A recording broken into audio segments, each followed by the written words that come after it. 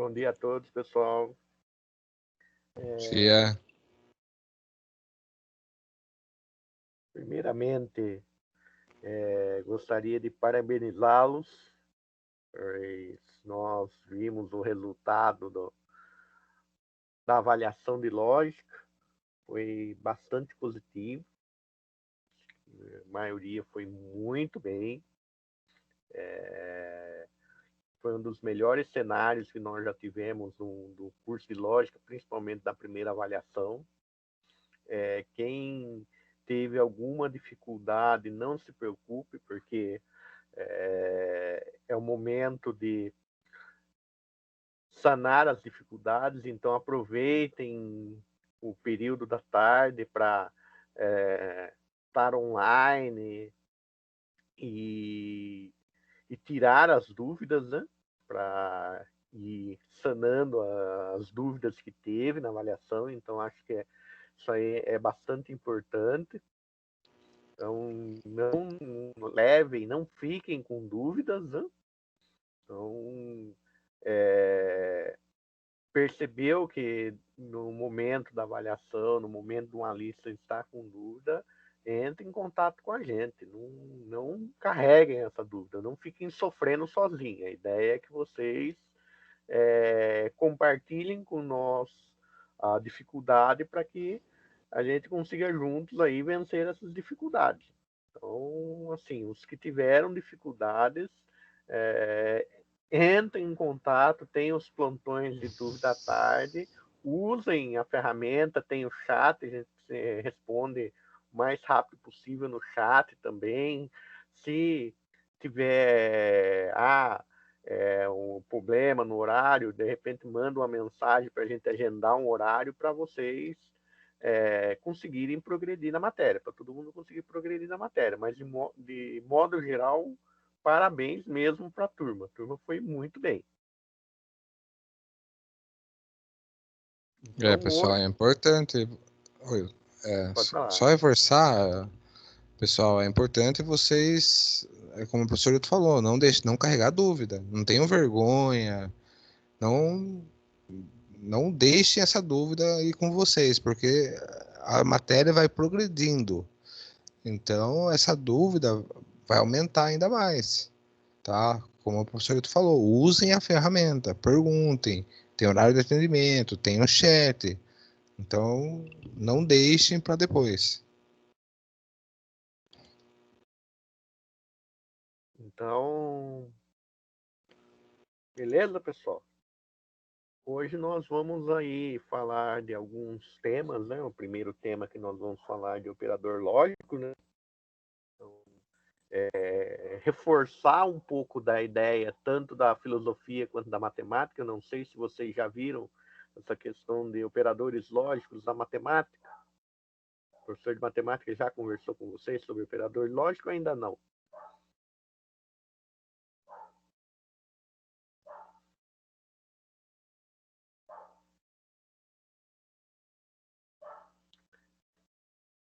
Mas eu creio que em breve ele vai conversar com vocês, André, que ele faz parte da disciplina de matemática, a questão dos operadores lógicos.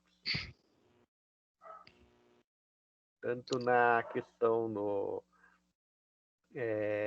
da lógica matemática, né? Então, para explorar conceitos da lógica matemática, quanto também de teoria dos conjuntos. A Camila já disse que falou. Agora estamos aqui na dúvida, falou ou não falou. Mas, de qualquer maneira, nós vamos relembrar vocês. E esse conteúdo vocês vão ver, acho que até em filosofia. A questão dos operadores lógicos. Só que eu acho que em filosofia é um pouco mais para frente. Exato, Camila. É o eu ou, né? Isso.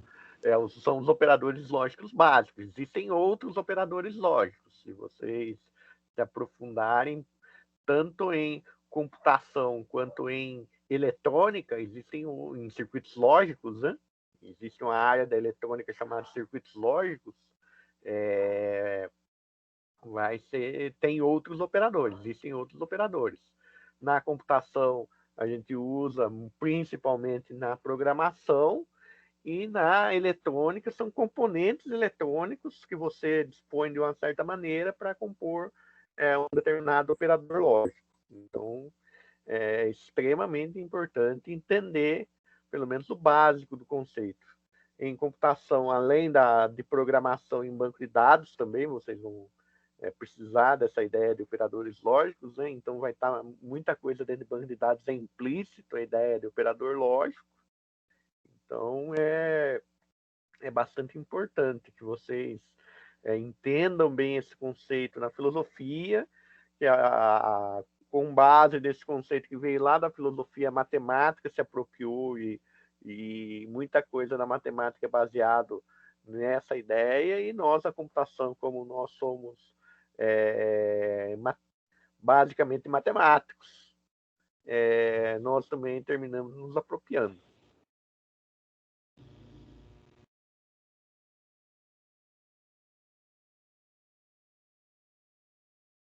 Então, aqui, vamos começar. Então, operador lógico, assim como operador aritmético, né? Nós vimos que os operadores aritméticos são a classe pré-definida de operadores, e eles servem de base para a construção de sistemas digitais e da lógica proposicional. Então, lógica proposicional, vocês já devem ter ouvido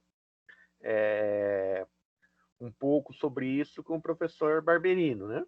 Então, o professor Barberino, tenho certeza que já começou a falar com vocês sobre lógica proposicional. E você tem afirmações e com essas afirmações você um conjunto de afirmações que você vai usando operadores no meio para você chegar a uma decisão lógica. Mas isso ele vai conversar com vocês, que faz parte da disciplina dele também.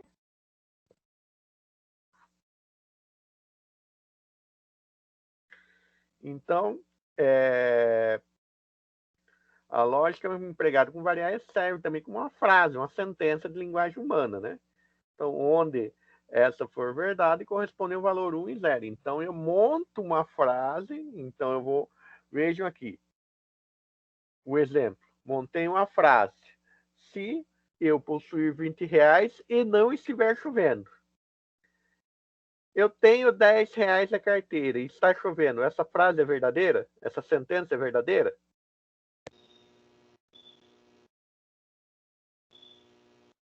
Pessoal, sim ou não?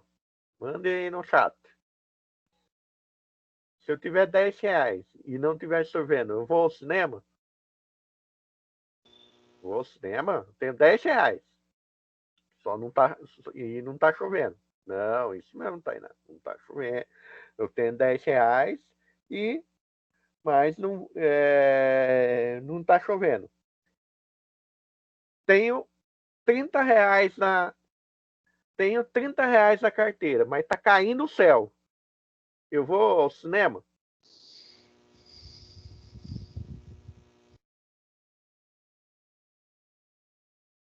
Não, muito bem, Júlio.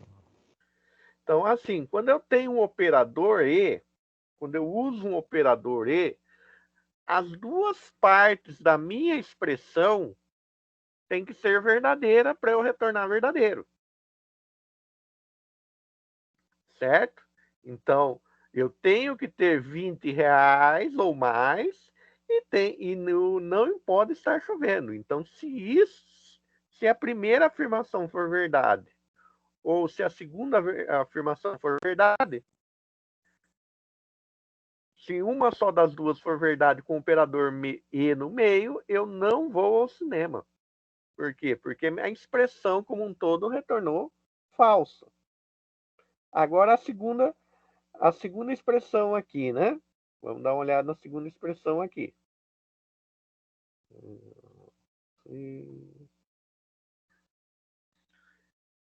Eu possuir R$20 ou eu possuir um vale cinema. Então eu possuo R$10, tenho R$10 só, mas eu tenho um vale cinema. Exatamente, Vitor. E para ser verdade, é verdade, mas verdade verdadeiro. Para o ou, Um dos dois sendo verdade já é verdadeiro. Isso mesmo, tá certinho, Vitor. Essa lógica mesmo. Então, aqui no segundo caso, eu possuo R$10, mas eu possuo um vale cinema. O que vai acontecer? Vou ao cinema. Eu não possuo um vale cinema, mas eu possuo R$20. O que vai acontecer? Vou ao cinema. Para não ir ao cinema, eu não possuo R$20 e também não possuo um vale cinema. Então vejam que muda um pouco aí a questão da lógica quando eu troco o operador, né? Então, a gente chama o E de conectivo, né, de conjunção. As proposições compostas em que está presente o conectivo E são ditas conjunções. O símbolo conectivo pode ser representado por um chapéuzinho, né? Então, na matemática, vocês vão ver muito esse símbolo. Então, quando o professor estiver conversando com vocês de matemática, ele vai usar esse símbolo. Então, vocês podem até guardar esse símbolo. Então, temos a sentença: Marco é médico e Maria é estudante. Podemos representar P e Q, né? Onde P Marcos é médico, né? E o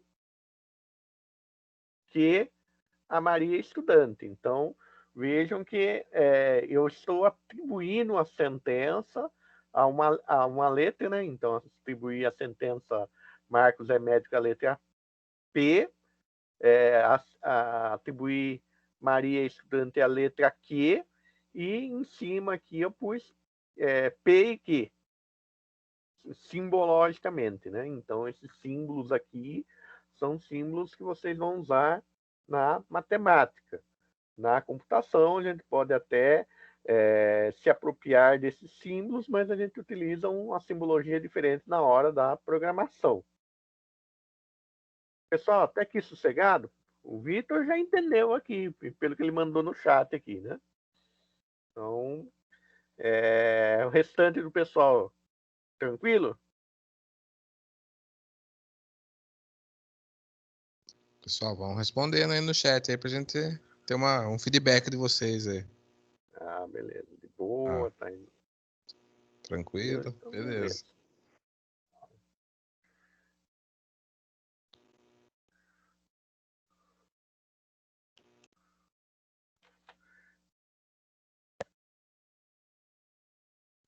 Então, como se revela o valor lógico da proposição conjuntiva? Da seguinte forma: uma conjunção só será verdadeira se ambas conjunções forem verdadeiras. Então, assim, quando eu tenho operador e, todas as expressões que estão ligadas pelo operador e tem que ser verdadeiras para que a minha expressão como um todo seja verdadeira.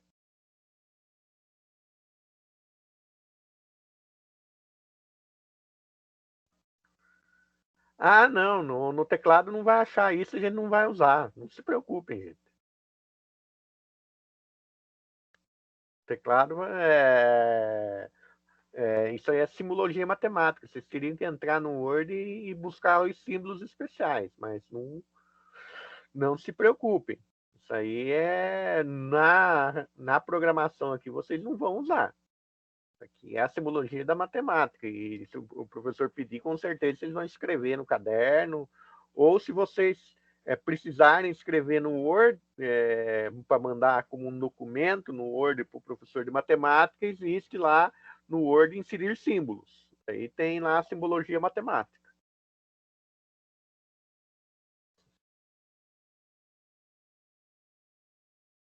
Então, aqui, ó, para que a sentença Marcos é médico e Maria é estudante seja verdadeira, o Marco realmente tem que ser médico e a Maria realmente tem que ser estudante para que essa sentença seja verdadeira. Se o Marco não for médico e a Maria for estudante, a sentença é falsa. E se o Marco for médico e a Maria não for estudante, a sentença como um todo também é falso. Pode ser também. O Vitor aqui está falando que ele pesquisa no Google e copia e cola o símbolo. Se vier com resposta um símbolo especial, pode ser sim. Certo, gente? Então vamos lá. Então vejam aqui. Isso aqui é chamado de tabela verdade. Vocês vão usar bastante isso aqui lá na matemática. Então, eu associei ao P, Marcos é médico. Associei a Maria, o que a Maria é estudante. Marco é médico e Maria é estudante. Então, P e Q. Se P for verdadeiro e Q for verdadeiro, verdade.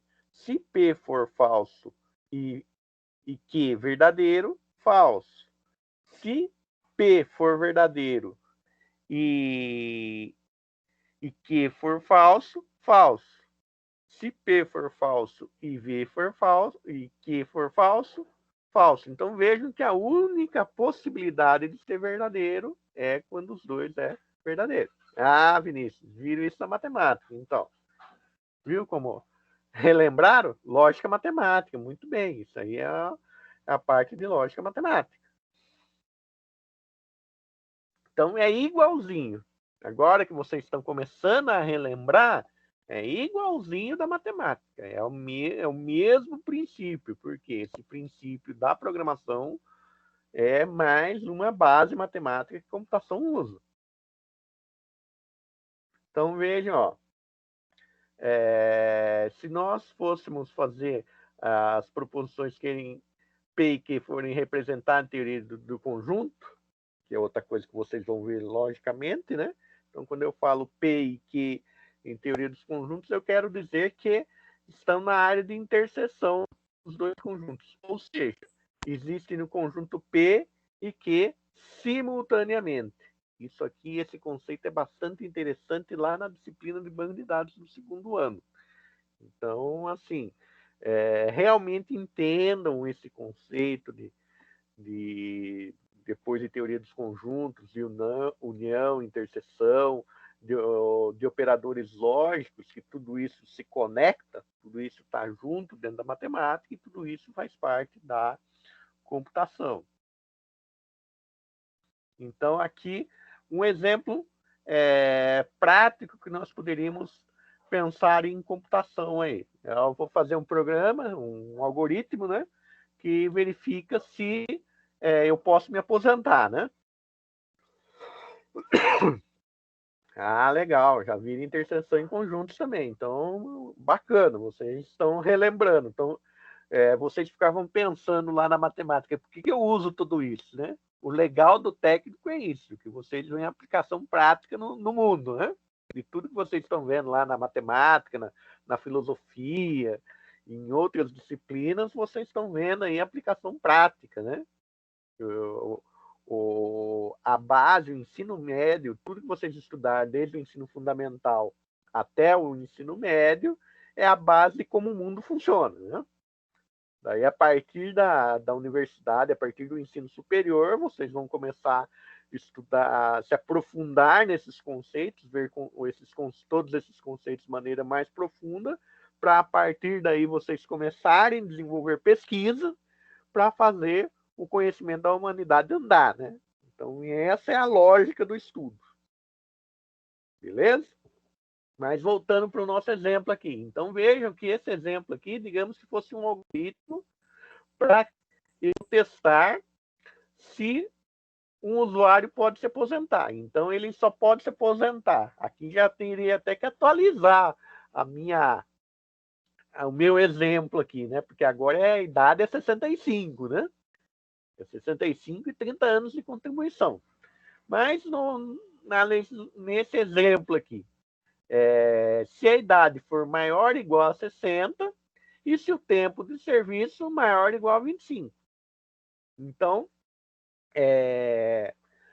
se idade maior ou igual a 60 for verdadeiro e tempo de serviço maior ou igual a 25 for verdadeiro, eu me aposento. Verdade. Se a idade for menor do que 60, for 59, e o tempo de serviço for 30 anos, falso, eu não me aposento. Então, por exemplo, eu tenho, computando o meu tempo de empresa e mais o tempo de aula, 27 anos de tempo de serviço, mas eu não tenho 60 anos, eu estou um pouquinho longe dos 60 anos, então eu não me aposento. O professor Robson também é a mesma coisa, ele deve ter mais de 25 anos de serviço também, e só que também está longe dos 60, então ele também não se aposenta. Então, outro caso, que acontece muito no Brasil, a pessoa já tem 60 anos ou mais,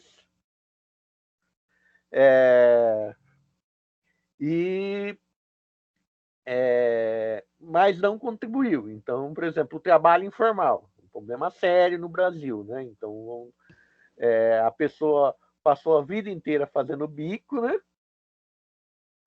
A vida inteira fazendo bico, sendo empreendedor de semáforo, né? E não conseguiu contribuir com a Previdência. Chegou lá aos 60 anos e só que não tem contribuição na Previdência. Também não se aposenta. E nós temos o caso aí de quando a gente é adolescente, né? A gente não tem 60 anos e também não tem tempo de serviço, então também não vai se aposentar. Certo? Então vamos continuando.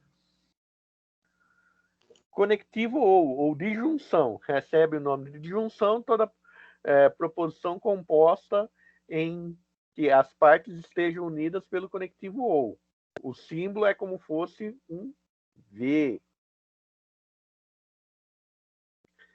Vinícius, a aposentadoria dos trabalhadores de um jeito e política de outro. Isso aí é um problema que sempre existiu no Brasil, né? A gente tem a massa e você tem os privilegiados. E ficam vendendo para a massa certas coisas e... Sim, discussão social é em qualquer lugar, Vinícius. Tanto que a filosofia surgiu para discutir a sociedade. E a filosofia é boa base da lógica. Então, a lógica surgiu dentro da filosofia. Então, você ter o pensamento crítico é um exercício de lógica. Você usar logicamente seu cérebro. Basear em fatos, analisar em fatos e começar a entender algumas coisas, para não cair em certos paradigmas que nós temos num país subdesenvolvido como o Brasil. Tipo, é bom para o brasileiro ser explorado, né? Então, nós convencemos a sociedade que é bom para a sociedade ser explorado. Mas isso aí é uma discussão que vocês vão entrar mais a fundo em filosofia. Então, aqui, voltando à lógica, né? A lógica computacional, temos que P, eu darei uma bola, eu te darei uma bola. Temos que eu te darei uma bicicleta. Portanto, a sentença, eu te darei uma bola ou eu te darei uma bicicleta. Então, temos representado P ou Q. Essa seria a nossa representação.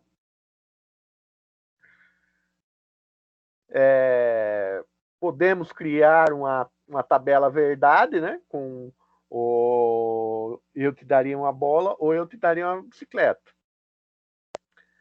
A criança sabe que, basicamente, essa promessa vai ser o quê?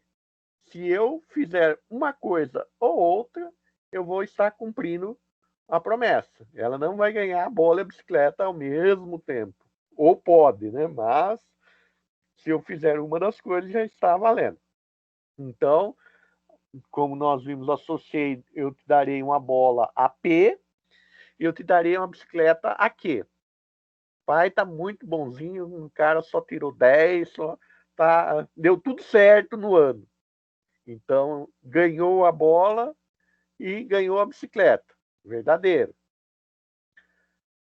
não ganhou a bola, mas ganhou a bicicleta. Verdadeiro. Então, quer dizer, cumpri minha promessa.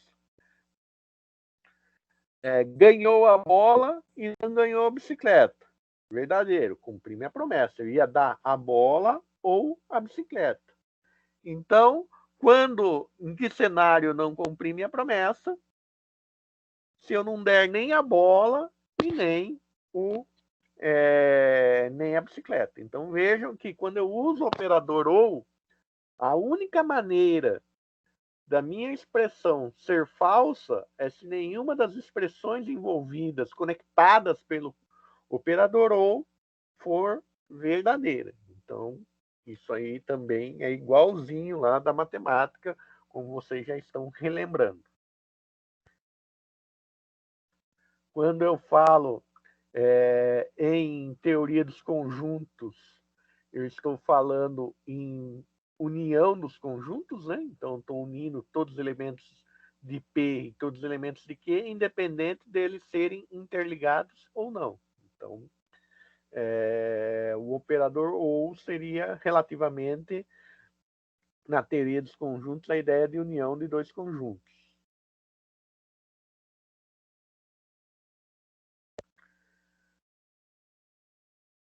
Então, vejam aqui. Tem uma expressão gigante aqui, né? E está cheio de parênteses aqui na minha expressão, certo? Então, vejam que o que vai acontecer? Do mesmo jeito que quando usamos operadores aritméticos, o que está entre parênteses é resolvido primeiro, quando nós usamos expressões lógicas também, isso é resolvido, o que está mais interno no parênteses é resolvido primeiro. Então, eu pegando aqui, como está tudo entre parênteses, eu vou resolver da esquerda para a direita. Então, primeiro, o parênteses mais interno aqui, idade maior ou igual a 65. Certo? Então, se isso aqui for verdadeiro, daí eu vou resolver tempo de serviço maior ou igual a 30, se isso for verdadeiro. Daí, resolvi esses dois, eu vou para o parênteses que está envolvendo o ou aqui. Então, se os dois são verdadeiros, consequentemente, a expressão é verdadeira, certo? Só que aí eu vou, em vez de eu resolver esse ou aqui, esse ou está no último parênteses mais externo. Eu vou para os parênteses mais internos de novo aqui. Tempo de serviço maior ou igual a 25, verdadeiro. Idade maior ou igual a 60, verdadeiro. E aí sim eu vou resolver idade maior ou igual a 60, verdadeiro, e tempo de serviço maior ou igual a 60, verdadeiro. O E aqui, verdadeiro. Daí eu vou associar o ou, né? Então, esse lado da expressão E já tem um verdadeiro. Esse ou, esse primeiro ou aqui, eu tenho verdadeiro, eu vou resolver o último ou. Então, se eu tenho verdadeiro de um lado e verdadeiro do outro, eu vou receber verdadeiro aqui como resposta. Na segunda linha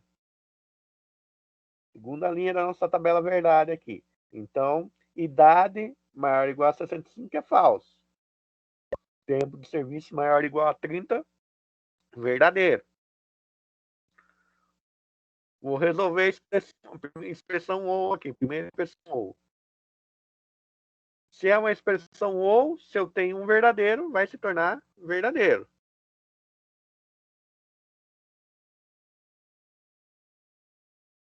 Aqui nós já temos duas regras, né? Então, aqui, se a pessoa for maior de 65, ela pode se aposentar. Se ela for maior, se ela tiver mais que 30 anos de tempo de serviço, ela pode se aposentar. Isso aqui é um cenário. E eu tenho outro cenário que tem que ocorrer simultaneamente, 60 anos e 25 anos de tempo de serviço. Então, são dois cenários. Por isso que tem bastante expressão aqui, Tainá. Então, se esse cenário do ou aqui, retornar um verdadeiro, esse primeiro cenário aqui da esquerda para a direita, e esse segundo cenário aqui, que junto pelo conectivo E, esse cenário retornar verdadeiro, a pessoa se aposenta. Por isso, então, ó, cenário 1 é ser maior ou igual a 65 ou ter tempo de serviço maior ou igual a 30. Esse é um cenário. Segundo cenário, eu ter 60 anos e 25 anos de tempo de serviço.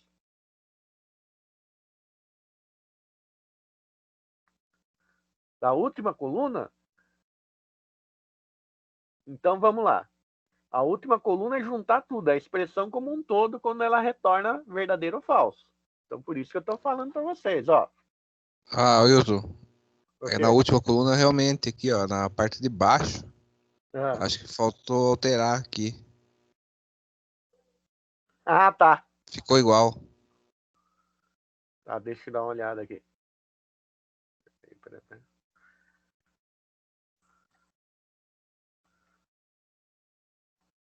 Acho que é aí, né, Tainá? Que você falou? Aqui na tabela verdade aqui.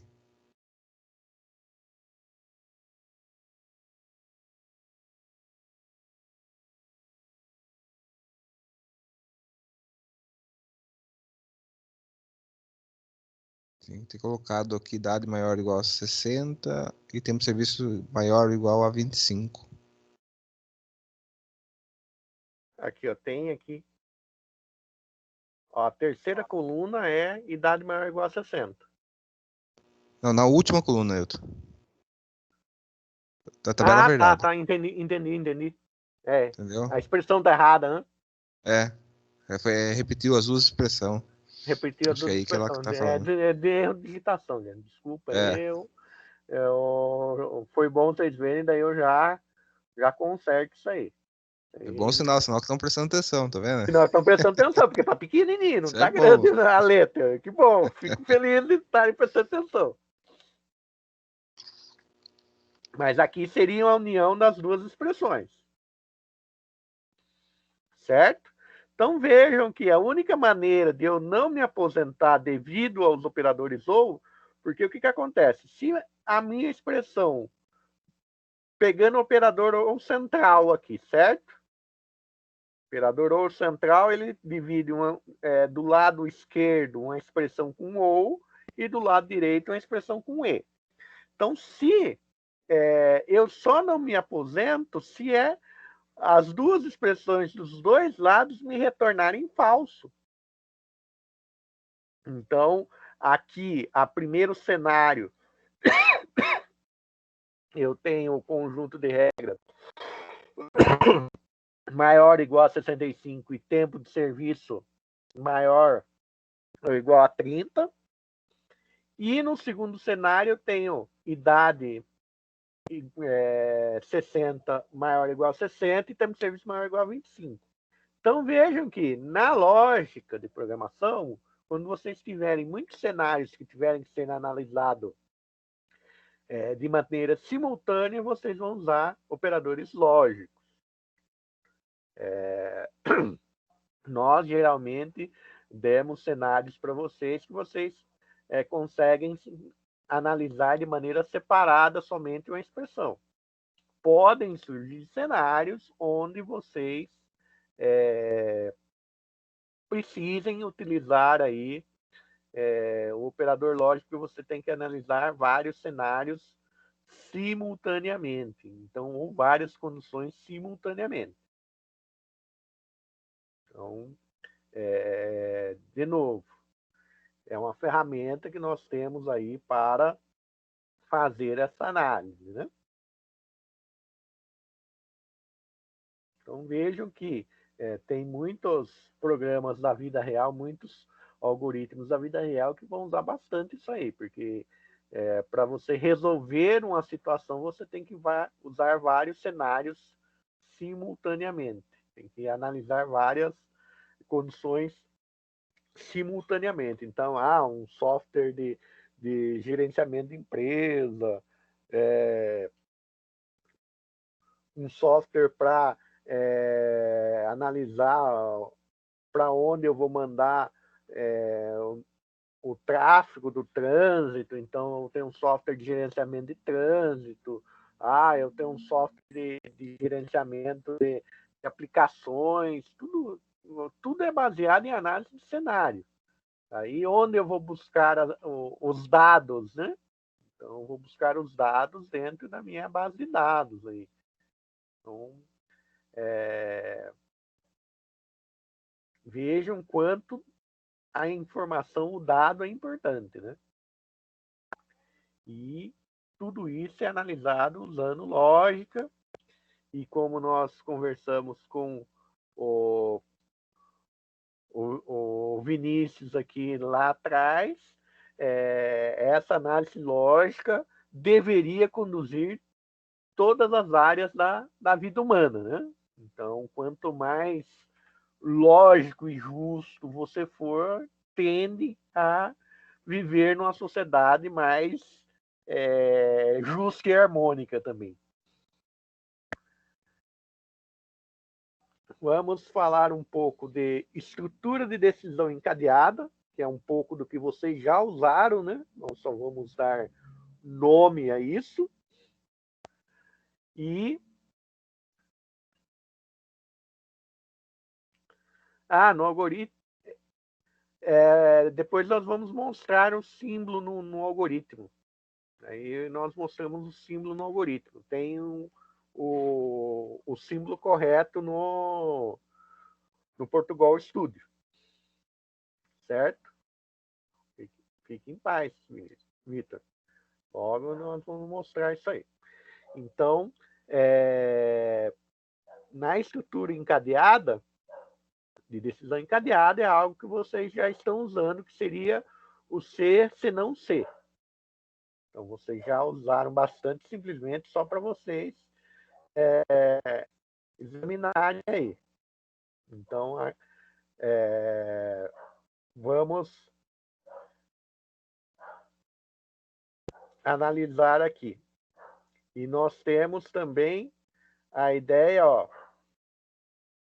quando nós falamos aqui de duas condições diferentes. Se uma condição for verdadeira, então, por exemplo, frequência, vamos pensar no sistema do if. A frequência de vocês tem que ser maior ou igual a 75%, para daí analisar se a média de vocês é, no caso, maior ou igual a 6, para vocês estarem aprovados, certo? Se vocês não tiverem frequência maior ou igual a 75%, vocês já estão reprovados diretamente. Não tem que analisar notas, vocês podem virar 10 e tudo, mas se não tiverem 75% de presença, já estão reprovados.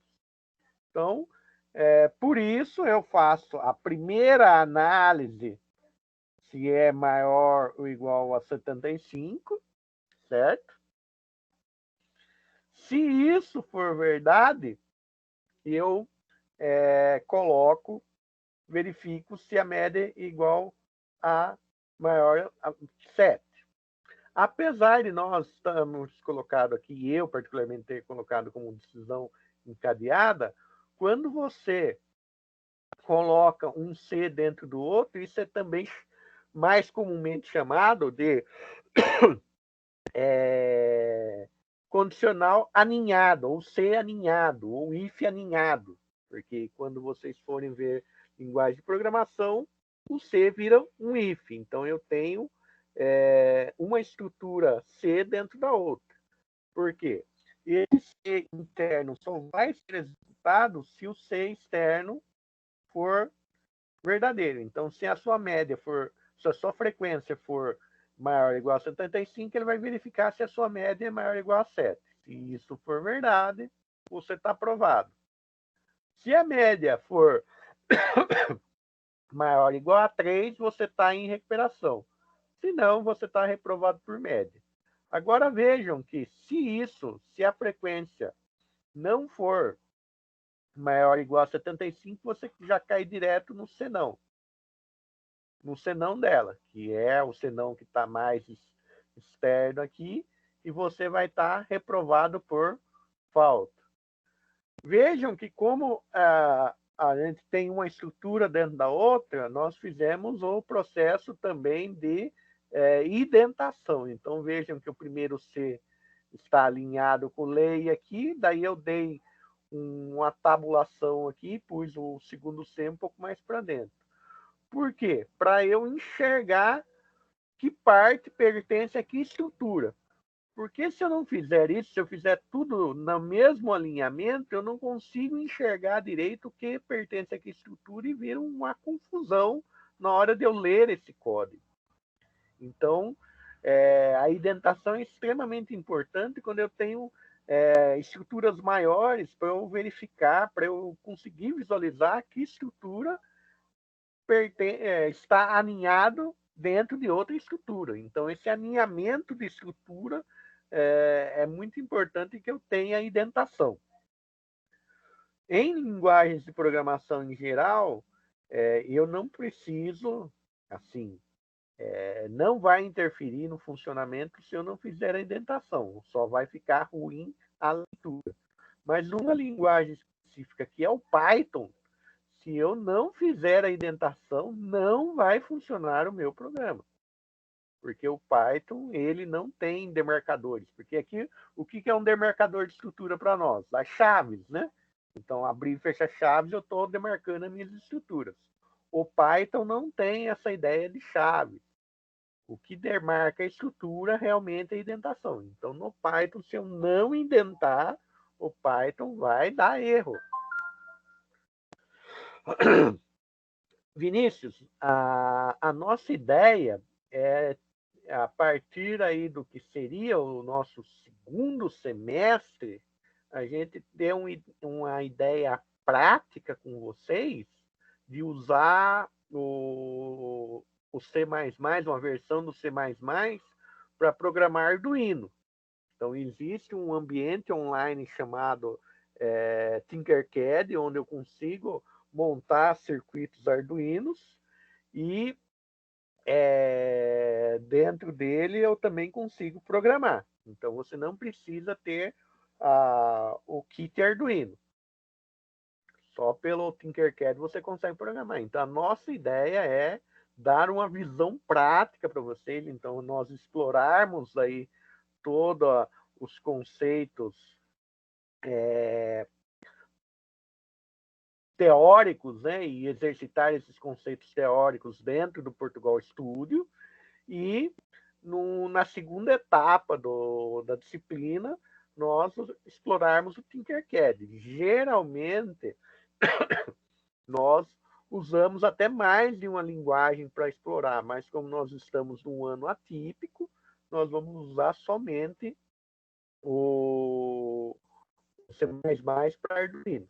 Então, a ideia nossa é essa. Então, tudo isso que nós estamos vendo aqui e mais algumas coisas de programação específicas do Arduino, nós vamos explorar. Mas, assim, fiquem tranquilos que, para quem entendeu bem lógica, não vai ter dificuldades para passar para a linguagem de programação. Então, assim, não se preocupe em aprender uma linguagem de programação. Se preocupe em entender, em conseguir desenvolver uma boa visão lógica. Porque, entendendo bem lógica, uma linguagem de programação simplesmente é a aplicação dos conceitos de lógica. Então, nós temos um fluxograma, né? Então, vejam que a frequência aqui, ó, se a frequência for maior ou igual a 75, daí eu vou entrar nas análises da média. Se a frequência não for maior ou igual a 75, direto caiu reprovado por falta e caiu fora do fluxograma. Beleza, pessoal?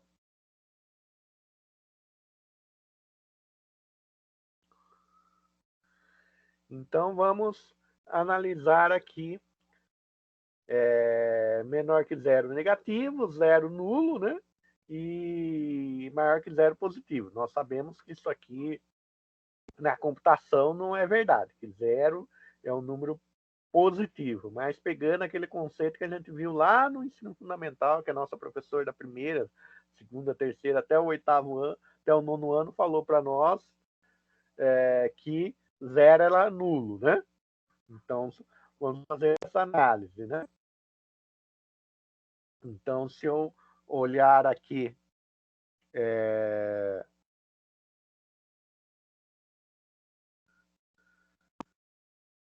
que o número é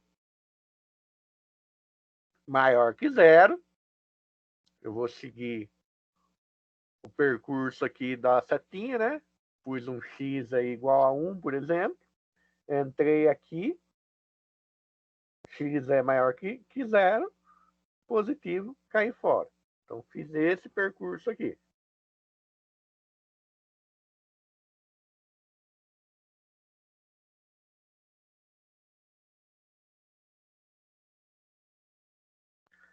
Zero, Vinícius, 0 é positivo e é par.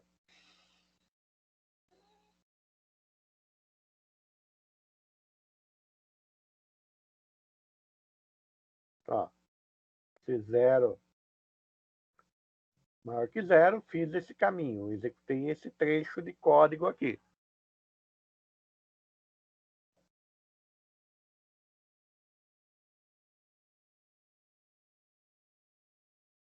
Não, esse conceito é matematicamente falando, Vitor. É que, como o 0 é algo muito abstrato, termina sendo gerando essa questão de muitas vezes não se explicar muito bem o 0 nos primeiros anos. Então, essa questão de não se explicar muito bem o 0 nos primeiros anos é porque ele é um número muito abstrato. A gente começa a aprender matemática contando na mão, né? Tanto que o 0, se vocês olharem na história da matemática, ele demorou bastante a surgir na matemática. Ele surgiu mais pela questão da necessidade de representação. Ele é 0, onde o 0 é nulo? O 0 pode ser considerado nulo numa soma e subtração, né? Porque, por exemplo, se você somar qualquer coisa com 0, é qualquer coisa. Se você subtrair 0 de qualquer coisa, é qualquer coisa. Mas se você pôr na multiplicação e divisão, isso não se torna verdade, né? Se você multiplicar qualquer coisa por 0, é 0. Se você dividir qualquer coisa por 0, é erro, né? Não se divide por 0. Entendeu? Mas isso é aquilo que eu falo para vocês. Isso é uma questão, quando nós somos mais jovens, mais novos, a gente aprende de maneira mais concreta. E não existe, não dá para representar 0 de maneira concreta. A gente começa a contar pelos dedos. Então, 1, 2, 3, 4, 5, 6, 7, começa a contar pelos dedos. Então, é por isso que se fala como nulo. Certo? Mas seguindo o exemplo aqui, né? Então,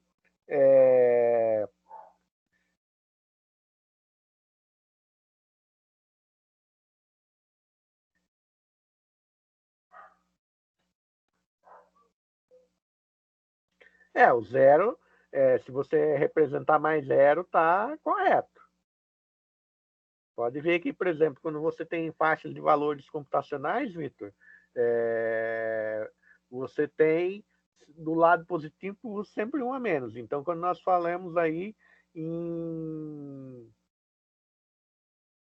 o número inteiro, tem 65.535 do lado, menos 65, menos 32.535 de um lado e menos e um a menos do lado positivo, justamente por causa do 0 ser positivo.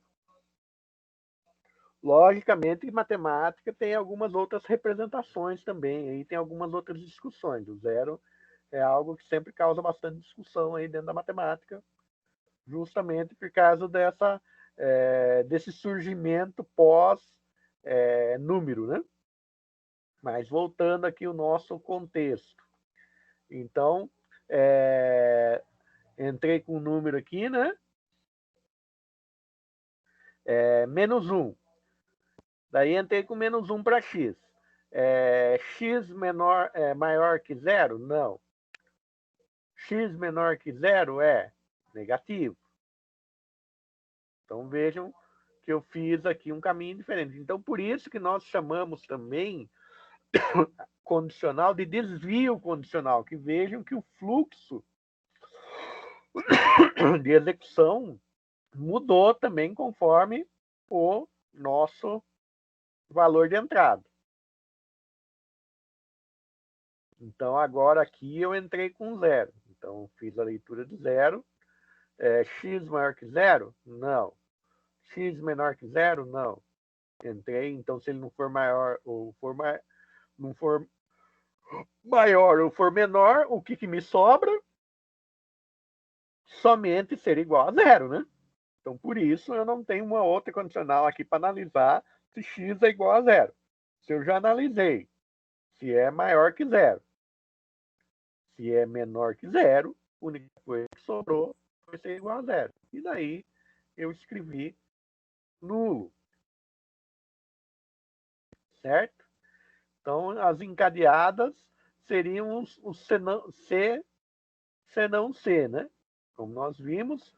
E aquela estrutura que eu mostrei para vocês lá, que a primeira estrutura lá da análise de nota, apesar de estar como encadeada, outra denominação que se dá para aquilo que é a mais seria um pouco mais correta, seria aninhado, quando eu tenho um C dentro de outro C.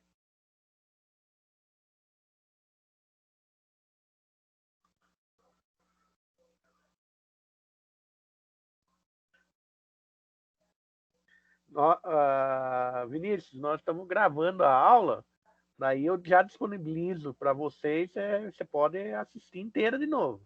Fica tranquilo. Ele tem mantido as aulas gravadas e eu, além de manter lá no Teams, ainda tenho baixado e subido no YouTube também, para não ter perigo de a gente ficar sem as aulas, sem as gravações de aula.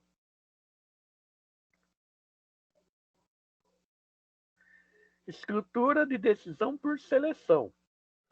Isso aqui, essa estrutura de decisão por seleção, quando você tem que analisar muitas vezes a mesma variável com valores diferentes, isso aqui é bastante utilizado.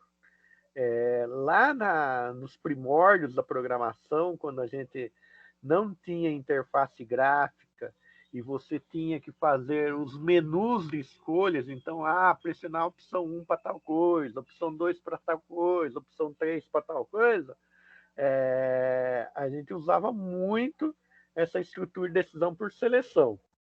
Com o advento das interfaces gráficas, perdeu um pouco o sentido do uso da estrutura de decisão por seleção, até porque muita coisa na interface gráfica simplesmente com um clique eu resolvo. E, dentro desse contexto, algumas linguagens modernas, tipo o Python, por exemplo, perderam a estrutura por seleção. Não existe estrutura de seleção em Python. Nas outras linguagens que nós usamos, até existe. Por quê? Porque a maior parte das linguagens que nós vamos usar dentro do curso, elas derivam da linguagem C. Então, por exemplo, PHP deriva da linguagem C, o C++ deriva da linguagem C, o próprio Java usa muitos conceitos da linguagem C, então essas linguagens de programação terminam mantendo a estrutura de decisão por seleção. Mas o Python, que é a linguagem mais moderna, não tem. Então, nós vamos conhecer um pouco dessa estrutura de decisão por seleção para vocês utilizarem aí na próxima lista de exercícios que nós vamos disponibilizar para vocês aí. Então, a estrutura se chama escolha caso, né? Então, sweet case em inglês, ela é uma solução um pouco mais organizada do que quando você está usando muito 6C não. Então, ela deixa um pouquinho mais organizado o seu código quando você usa 6C não. E a proposta dela é o quê? Deixar o código mais legível na hora de você escrever o seu código.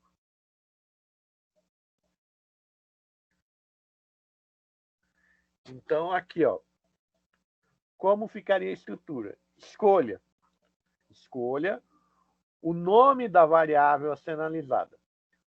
Algo muito importante. A estrutura escolha ela só funciona para 2 tipos de dados dentro da maioria das linguagens de programação. Tipo de dados inteiro, então números inteiros, e caracteres. Então, do tipo caractere. E cada caso aqui, então, digamos assim, vamos pegar, eu tenho uma variável chamada num. Então, escolha num, a minha variável. A variável num, ela é do tipo inteiro, então ela só pode receber valores numéricos. Então, caso 1, então 1 aqui, esse 1 que está aqui, é o valor que a variável recebeu. Então, se a variável num receber o valor 1, ela vai executar a lista de comandos. Então, um comando que eu poderia pôr aqui, o número digitado, escreva o número digitado foi 1, certo? Pare.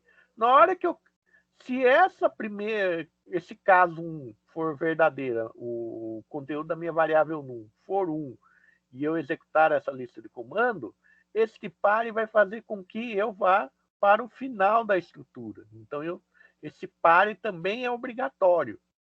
Então, para cada caso, eu tenho que ter um pare. E na frente aqui eu tenho que ter o quê? O valor da variável. Sim, Vinícius, vamos ter a lista. Eu vou subir a lista logo após a aula para vocês irem treinando. A velha estrutura de sempre, 5 exercícios, do mesmo jeito que nós estamos fazendo até agora. Por quê? A lista é um momento onde vocês treinam, além de validar a presença de vocês lá na segunda parte da aula, lá na aula da tarde, né? Ela ajuda vocês também a exercitarem os conceitos que nós estudamos. Então, aqui, caso 2. Então, se a variável num receber o valor 2, eu vou executar essa lista de comandos aqui. Então, digamos, escreva o número digitado foi 2. Se, em vez de uma variável numérica, eu tivesse uma variável caractere, então, digamos aqui, a minha variável vai se chamar letra. Escolha letra. Caso. Daí eu teria um A aqui, por exemplo, A entre aspas simples. Então, em vez desse 1, eu teria, abre uma aspa simples, uma letra e fecha, porque é um caractere, uma letra só. Então, uma letra A. A letra A, então, caso A, 2 pontos, escreva, a letra digitada foi A. Então, isso aqui seria um exemplo. Posso ter quantos casos eu necessitar e pensando, se não se encaixar em nenhuma das condições de análise e eu quiser dar uma mensagem que não se encaixa na condição de análise, eu tenho o comando caso contrário. Então, se não se encaixar nenhum dos casos, vai para caso contrário. E o caso contrário não precisa de pare. Por quê? Porque ele já é a última instrução. Então, a minha análise já passou por toda a lista de casos para daí chegar no caso contrário. Por isso, ele não precisa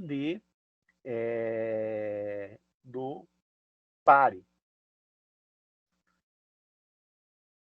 Então, vejam aqui, ó, um exemplo, né?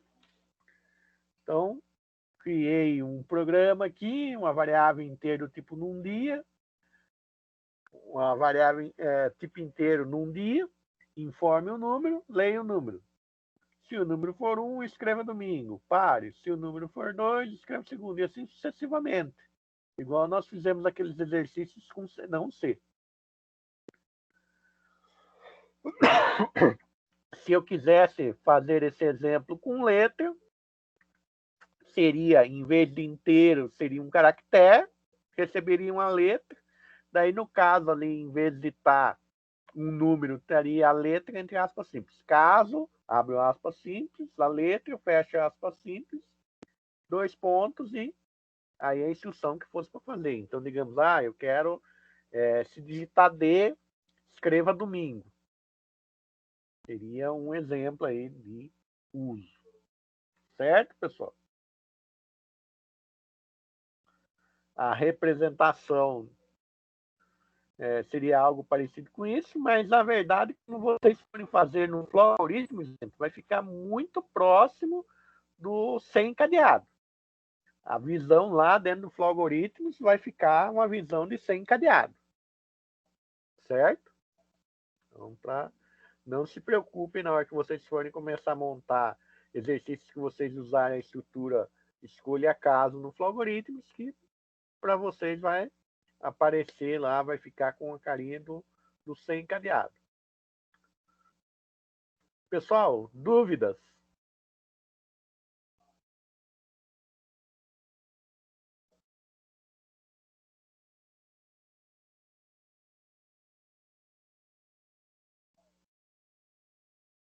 Pelo jeito. O pessoal tá mais preocupado com a lista, hein, Hilton? Gente, pessoal, a lista é a mesma coisa, é uma semana, exatamente. As dúvidas realmente. surgem na atividade. Justamente por isso a ideia da atividade, né? Porque a gente despejou um monte de conceito para vocês aqui, né? Vocês estão escutando, alguma coisa vocês relembraram, já puxaram lá que vocês viram na matemática, alguma coisa relembrou da disciplina de sim, vai ter plantão hoje. Nós temos toda segunda-feira, nós temos aquele plantão de 2 aulas e temos também, gente, os horários de atendimento. Além do plantão da segunda-feira, nós temos os horários de atendimento. Vocês mandarem dúvidas no chat ou no e-mail, a gente responde. Então, seja eu, seja o professor Robson, nós vamos. A encadeada é quando você tem que analisar uma série de vezes a mesma condição. Então, por exemplo, você tem que analisar se um valor é igual a 1, se um valor é igual a 2, se um valor é igual a 3, igual nós analisamos nas listas anteriores. O C, senão C, né? Isso vocês já usaram lá, nós só reforçamos. A única coisa que eu mostrei novo é a ideia de você usar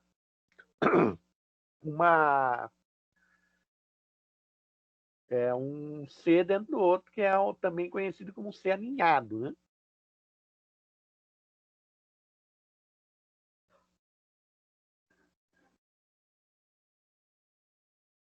Então, digamos um cenário aí de C aninhado. Escrevam. Que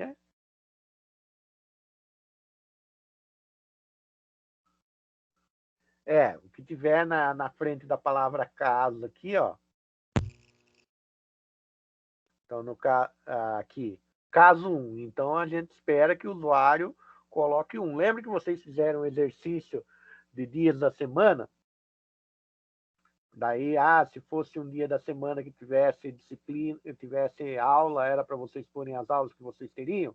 O usuário não tinha que digitar 1, ou 2, ou 3, ou 4, assim sucessivamente, Vitor. Então, pense naquele exercício, pega aquele mesmo exercício e tente transformar usando o escolha caso. Aquele exercício é um exercício típico que daria para usar com escolha caso. Então, aí, num dia, se o usuário digitar 1, ele vai escrever no domingo. Se o usuário digitar 2, vai escrever segundo. Se o usuário digitar 3, nesse caso aqui, como não existe 3 aqui, vai cair no caso contrário, não é o dia da semana.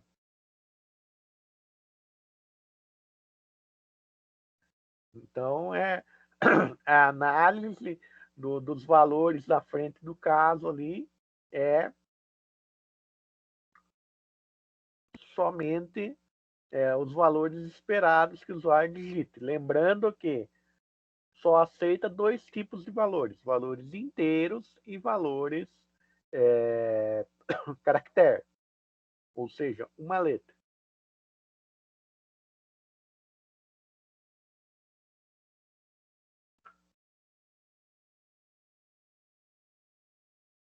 Mais alguma dúvida, pessoal?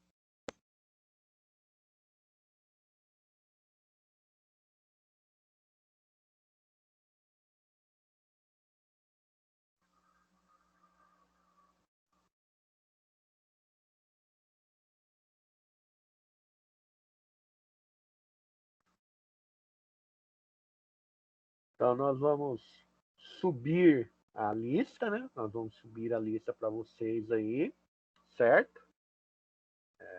Já vamos começar a subir no Moodle a lista. E à tarde nós estaremos online, né? Nós estaremos lá naquele horário de sempre, né? Lá com vocês. Então, se tiverem alguma dúvida na hora que estiverem fazendo a lista, podem nos chamar que nós vamos estar lá na sala.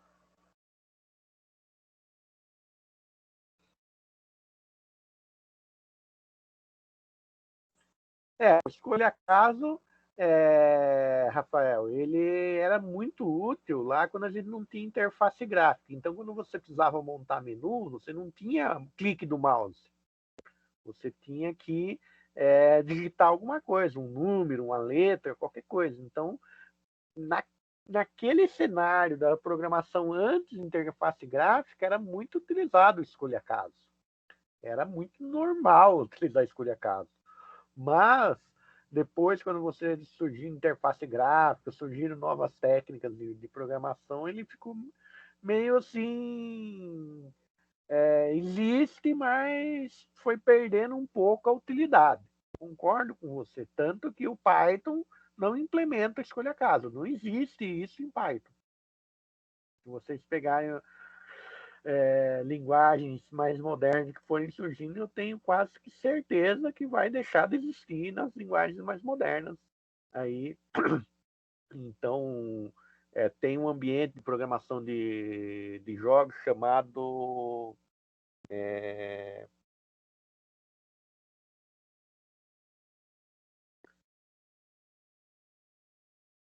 Godot. E nesse ambiente ele tem uma variação do Python que eles criaram, que é para programar jogos. E nela também não existe o escolha caso. Então vejam que são cenários aí conforme você vai evoluindo, que também as linguagens de programação vão evoluindo. Mas como a maioria das linguagens ainda implementa, dependendo do cenário, então, por exemplo, dependendo do cenário você vai usar, pode até usar, então a gente tem que passar para vocês, né?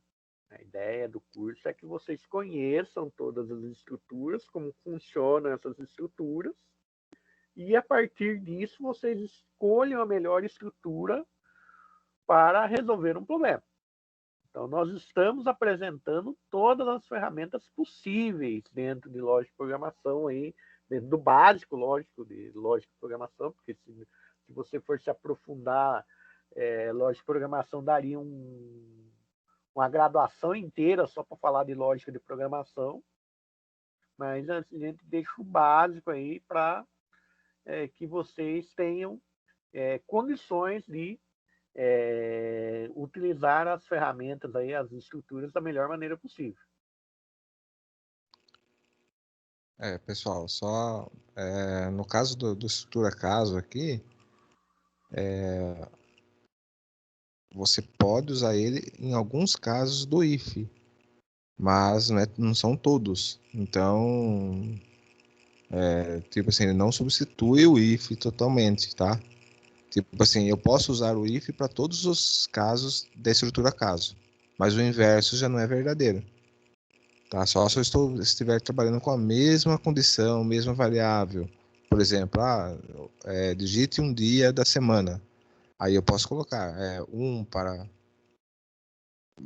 segunda, dois para ter, e assim sucessivamente. Aí eu estou trabalhando com a mesma condição. Aí eu posso utilizar a estrutura caso.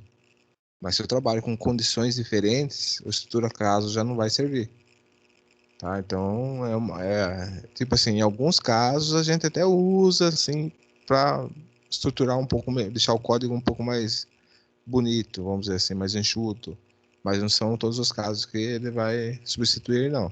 Tá? Então, tomar muito cuidado com isso, né? Em todos os casos do if que eu posso utilizar a estrutura caso. Mas o inverso é verdadeiro.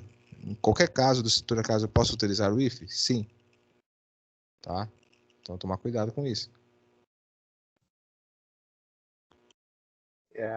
Que nem o professor Robson falou, é uma ferramenta. Então, eu tenho que entender onde eu aplico essa ferramenta para poder utilizar. If eu aplico em todos os casos. Então, se vocês souberem fazer bem if, vocês resolvem todos os cenários possíveis.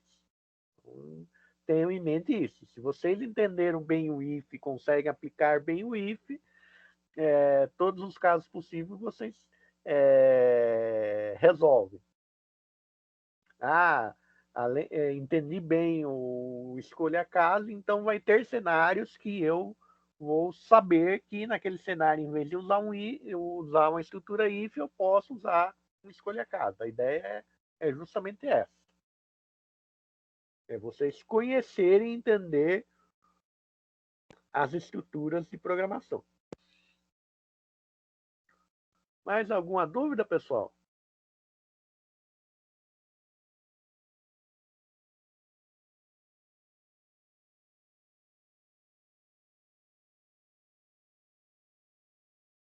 Então, vamos encerrando a gravação, né? E